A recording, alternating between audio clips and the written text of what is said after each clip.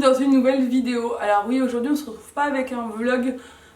Hier, honnêtement, j'ai fait face à plein d'imprévus. J'ai pas vlogué grand chose et je me suis dit que c'était pas la peine de vous... Enfin, je comptais rien poster en fait et je me suis dit que j'allais faire une vidéo face cam au lieu de rien poster, comme ça vous aurez quand même une vidéo. Et aujourd'hui on se retrouve avec une vidéo que j'avais envie de faire. C'est une vidéo sur les 10 choses que tu vis forcément quand tu es parent ou que tu vas vivre, où c'est des vrais moments de solitude souvent et tu te dis mais pourquoi? Pourquoi? Alors on va commencer avec quand ton enfant est tout petit, tu fais face à des choses des fois qui te laissent un peu perplexe, comme par exemple le lit parapluie. Je sais pas, on s'est tous trouvés dans cette situation où on est là et ça ne fonctionne pas. Tu le déplies, si tu y arrives, nous on n'a pas réussi les premières fois, on était en galère. Je ne suis pas la seule, j'ai vu plusieurs de mes amis galérer comme moi, donc je sais que je ne suis pas la seule. Et le pire, c'est quand tu le replies, il ne fait pas la même taille que avant que tu le déplies. Pourquoi? Il ne veut plus rentrer dans sa housse, t'es en galère, tu forces, t'arrives pas à le replier. Bref, je me suis retrouvée face à ce lit parapluie plusieurs fois en me disant mais pourquoi? Maintenant je le gère forcément, mais maintenant ça ne sert plus à rien vu qu'elle a 3 ans. Je suis capable de le déplier pour tous les enfants qui viennent à la maison, mais il m'aura fallu quelques essais avant de comprendre. Voilà. Deuxième moment de solitude que je pourrais citer, c'est on a tous connu à un moment donné des soirs où notre enfant ne veut pas dormir. Alors je pense qu'aucun parent ne connaît un enfant qui veut dormir tous les soirs de sa vie sans aucun souci, ou qui ne se réveille jamais. Ça arrive, hein, il y a des enfants qui se réveillent même tous les soirs et toutes les nuits, mais on a tous connu ce moment où tu endors ton enfant pendant 3 heures dans tes bras en galère à le bercer, et juste au moment où tu le poses, il se réveille. Alors il ronfle dans tes bras, il est endormi depuis genre une demi-heure, c'est pas possible qu'il se réveille, mais si, dès que tu poses l'enfant, il se réveille et tu ne peux pas le poser, tu es obligé de le reprendre dans ses bras parce qu'il pleure. Et ça te laisse assez perplexe au début, tu te dis mais quel est son pouvoir magique qui fait que, qui sent que tu le poses, quoi. C'est quand même très bizarre cette histoire. Mais pareil, j'ai vu plein de mes amis vivre ce même moment de solitude, alors je pense que du coup ça arrive à beaucoup de monde. Troisième chose, c'est ton enfant qui te réclame un biberon ou à manger, dans le cas d'Ella maintenant, vu qu'elle est plus grande. J'ai faim, je veux ça, je veux absolument ça, ou qui pleure parce que tu te dis bon il a faim le bébé et tout, il voit le biberon, il est comme un fou, et tu lui donnes, donc que ce soit le biberon ou la chose qu'elle veut manger, et elle ne mange pas. Ou elle ne boit pas son biberon, ou elle boit ça du biberon et elle en veut plus. Et toi t'es là, mais pourquoi? Pourquoi tu me fais ça? Qu'est-ce qui se passe? Pourquoi t'as changé d'avis en 3 minutes? Je pense que les enfants ils ont cette capacité à passer à autre chose d'un coup, et ça en fait partie, genre je veux trop, et en fait après non. C'est comme d'ailleurs, quatrième chose, ton enfant qui ne veut pas du tout marcher, des fois quand il marche, alors, il refuse strictement de marcher, donc toi t'es en galère, tu te dis, tu culpabilises, c'est pauvre, il est fatigué et tout, donc tu le portes, tu te casses le dos et tout. Et dès qu'il voit un autre enfant, ou qu'il voit un parc, ou un ballon, ou quelque chose, ah là, il part en courant, il n'y a plus aucune fatigue. L'enfant, il a complètement oublié toute sa fatigue, là, il a plus mal aux jambes, il n'a plus rien, il peut courir des heures et des heures sans jamais se fatiguer. Il y a quelque chose aussi, cinquièmement, il y a aussi quelque chose qui est très bizarre, c'est que les femmes, on n'a pas du tout, je pense, on vit pas les mêmes choses que les hommes, c'est pas possible. C'est-à-dire que nous, quand on dort la nuit, on entend tout.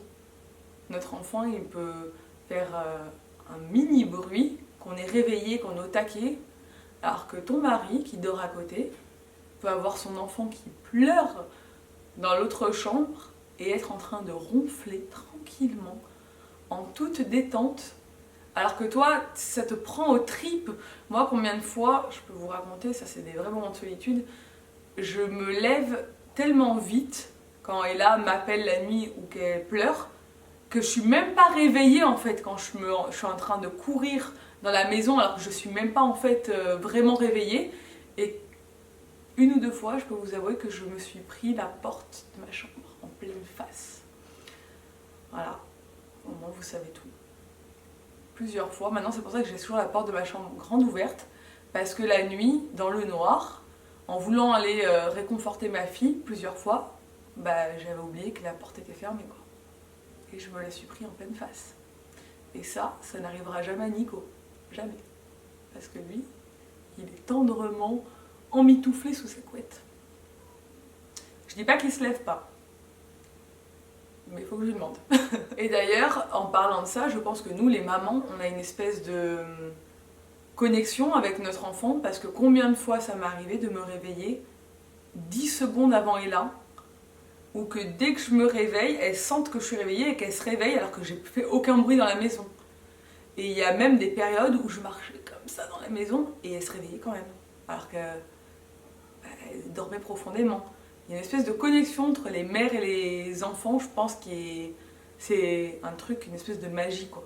Quand ton enfant grandit rapidement, alors c'est le cas de beaucoup d'enfants, de bébés qui grossissent vite, qui grandissent et qui prennent des tailles et des tailles, il t'arrive une chose, c'est qu'il y a plein d'habits que tu as achetés où tu es trop contente, tu as trop hâte de leur mettre, donc tu les gardes, tu regardes, ça leur va pas et tout, ça leur va pas.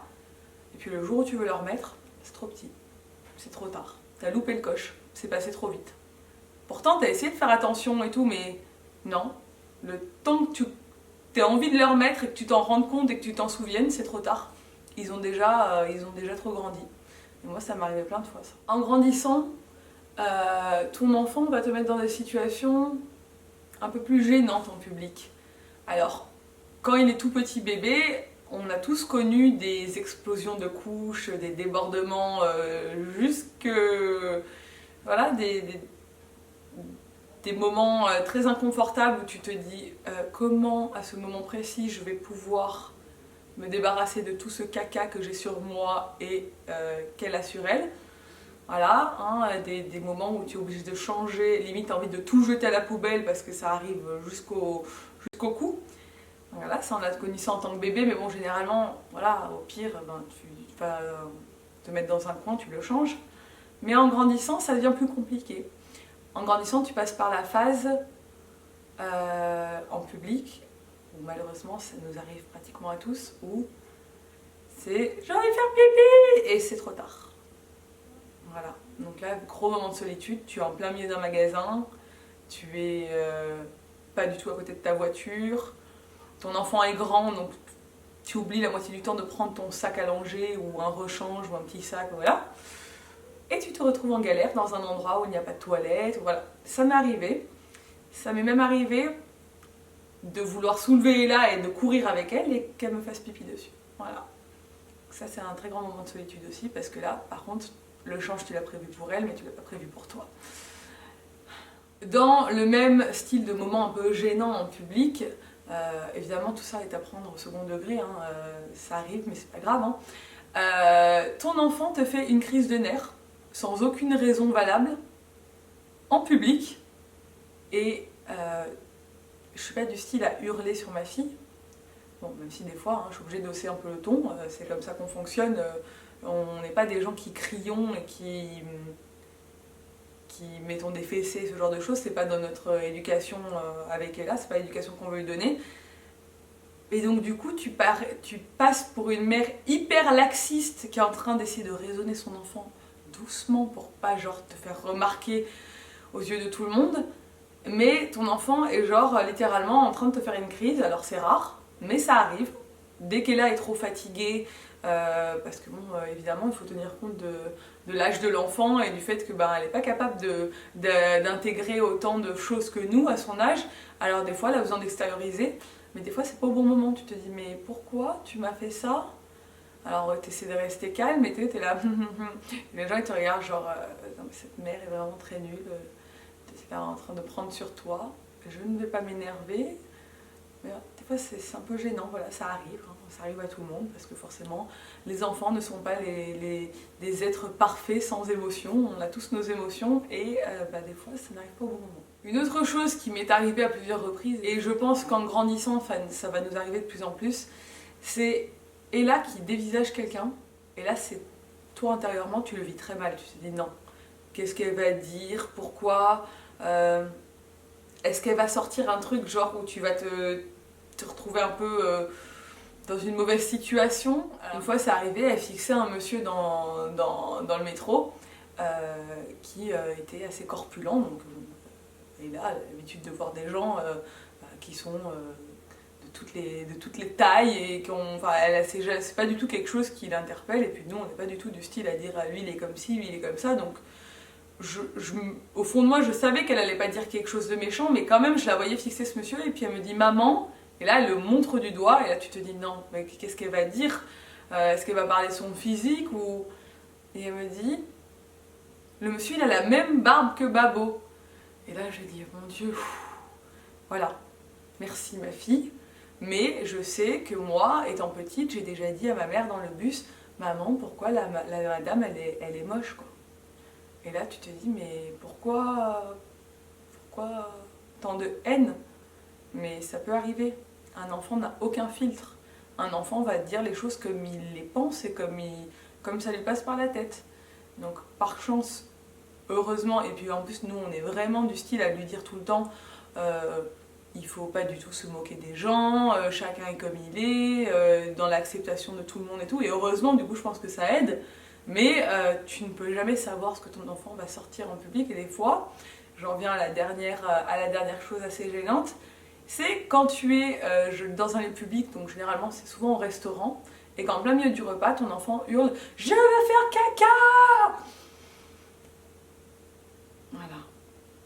Donc en fait, tout le monde n'était pas obligé forcément d'être au courant de cette information, surtout quand ils sont en train de manger, mais c'est chose faite. Donc souvent les gens te regardent un peu en rigolant, et des fois ça nous est déjà arrivé d'être dans des restos où les gens te regardent un peu genre d'un air dédaigneux ou quoi, et t'es là c'est bon, ce n'est qu'un enfant, elle a 3 ans, pardonnons lui. Bref voilà, c'était une vidéo que j'avais envie de vous faire, j'avais envie de vous partager un peu ces situations qu'on peut vivre en tant que parent. N'hésitez pas en commentaire à me dire vous aussi quel type de situation vous avez rencontré. Il y a sûrement plein de choses que j'ai oubliées, donc ça peut être rigolo qu'on en parle en commentaire. N'hésitez pas à commenter, à liker cette vidéo si elle vous a plu et à vous abonner si ce n'est pas encore fait. Et je vous dis à très bientôt dans une nouvelle vidéo. Ciao!